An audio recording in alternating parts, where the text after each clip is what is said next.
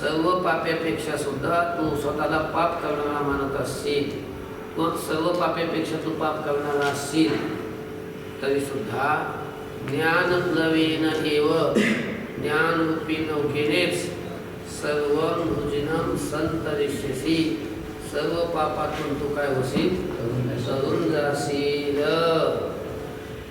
आलं काय अडचण याच्यात नाही.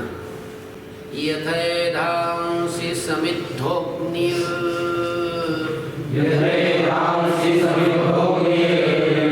भस्मसात् कुरुते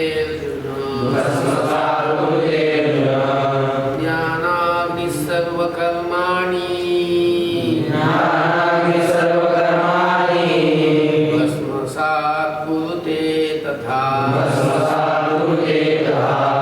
यथैधांसि समिद्धोऽग्निः भस्मसात् कुरुते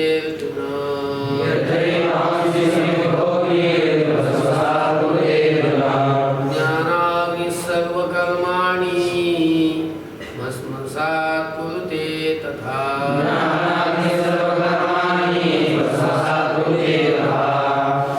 यथा एधांसि समिद्धः अग्निः भस्मसात् कुरुते अर्जुन ज्ञानाग्निः सर्वकर्माणि भस्मसात् कुरुते तथा.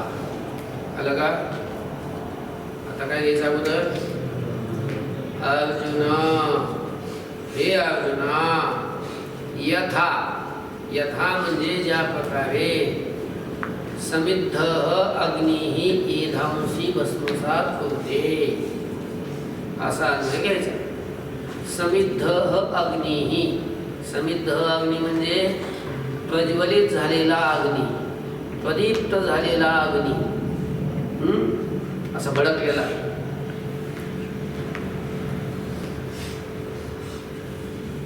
एधांसि भस्मसात् कुरुते, एधांसि म्हणजे इंधन. त्या इंधनाला तो काय करतो? भस्मसात करून टाकतो, म्हणजे भस्म करतो, त्याची राख करतो. कशाची? इंधनाची. इंधन म्हणजे काय? लाकडं, सल्फर, तर इंधन म्हणतात. कळलं का? तर इंधनाला तो भस्म करून टाकतो. कोण? कोणता अग्नी?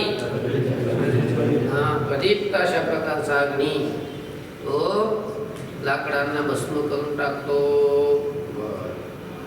तथा त्याप्रमाणे ज्ञानाग्निः सर्व कर्माणि भस्मसात् कुरुते.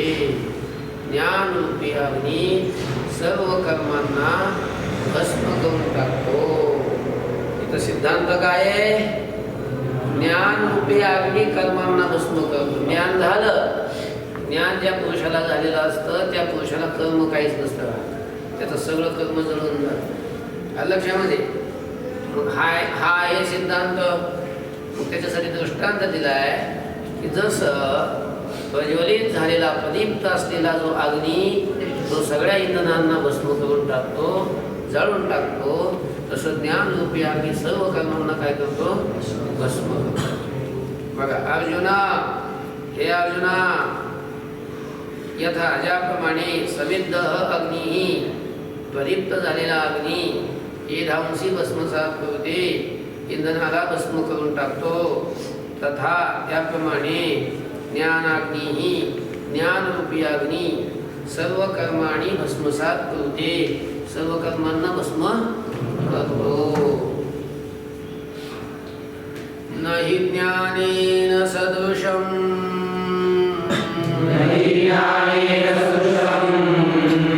पवित्रमिह विद्यते तत्स्वयं योगसंसिद्धः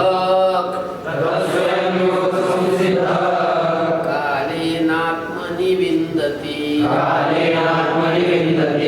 न हि ज्ञानेन सदृशं पवित्रमिह विद्यते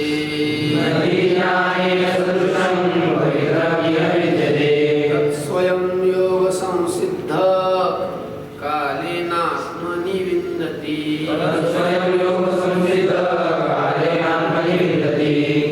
न हि ज्ञानेन सदृशं पवित्रम् इह विद्यते तत् स्वयं योगसंसिद्धः कालेन विंदती. आलं लक्षात? पदच्छेद बघा आता. ही किंवा ही नंतर घ्यावं. इह इह दिसलं का? इह म्हणजे या संसारामध्ये. इह म्हणजे काय? या संसारामध्ये ज्ञानेन सदृशं पवित्रं नहि विद्यते. ज्ञानासारखं पवित्र नाही विद्यते म्हणजे काहीही नाही. कळलं का? काहीच नाही ज्ञाना इतकं पवित्र. ज्ञानासारखी पवित्र वस्तू जगामध्ये दुसरी कोणतीच नाही. सगळ्यात जास्त पवित्र जर का असेल तर काय? ज्ञान हे पवित्र असतं. ज्ञान बघा. इह म्हणजे या संसारामध्ये ज्ञानेन सदृशं पवित्रं नहि विद्यते. ज्ञानासारखं पवित्र काहीही नाही. योग संसिद्ध योगाचा अभ्यास करून ज्याचं चित्त शुद्ध झालेलं आहे. कळलं का? सुसंस्कृत चित्ताचा जो झालेला आहे असा तो पुरुष, त्याला म्हणतात योग संसिद्ध. कळलं का? मग तो आत्मनी आपल्या अंतःकरण कालेन घ्यावं. कालेनं काही काळ निघून गेल्यानंतर आत्मनी आपल्या अंतःकरणामध्ये तत् स्वयं विंदती. तत् म्हणजे ते ज्ञान, स्वयं म्हणजे आपोआप काय करतो? प्राप्त करतो. स्वतः तो काय करतो? प्राप्त करतो. अजून एकदा सांगायचं का? इह या संसारात ज्ञानेन सदृशं पवित्रं नहि विद्यते. ज्ञानासारखं पवित्र दुसरं काहीही नाही. योग संसिद्ध योगाचा अभ्यास करून ज्याचं चित्त शुद्ध झालेला आहे असा तो पुरुष कालेनं काही काळ निघून गेल्यावर आत्मनी आपल्या अंतःकरणामध्ये स्वयं तत् विंदती. स्वतःच तत् म्हणजे ते ज्ञान तो काय करतो? विंदती म्हणजे प्राप्त करतो, मिळवतो. आलं? श्रद्धावान् लभते ज्ञानम्. तत्परः संयतेन्द्रियः. ज्ञानं लब्ध्वा परां शान्तिम्. मचिरेणाधिगच्छति. श्रद्धावान् लभते ज्ञानम्.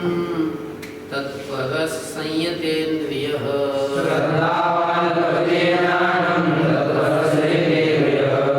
ज्ञानं लब्ध्वा परां शान्तिम्. मचिरेणाधिगच्छति.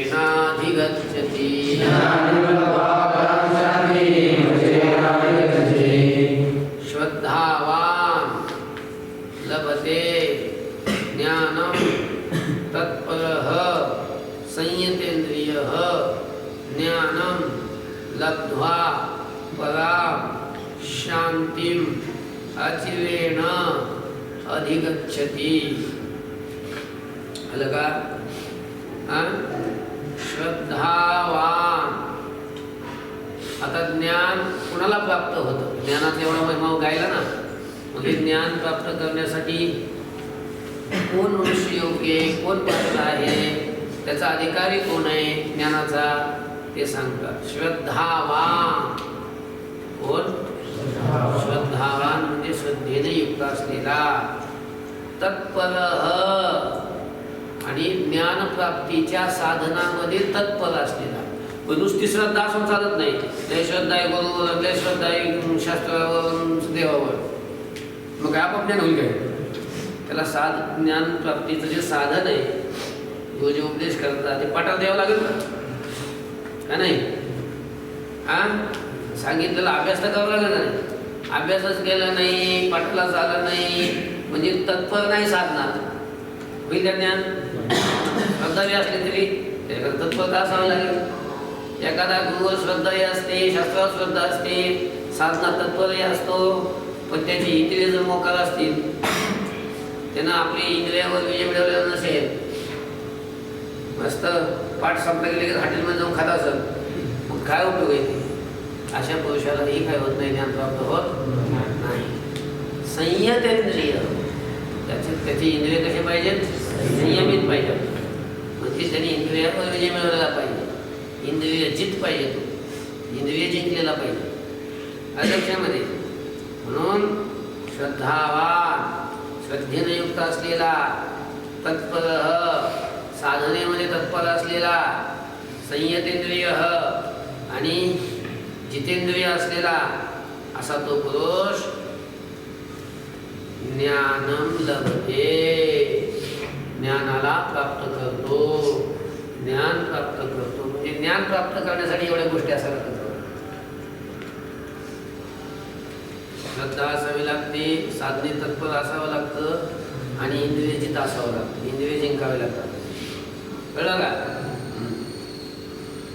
गुरुजवळ जाऊन ही साधना करायची असते.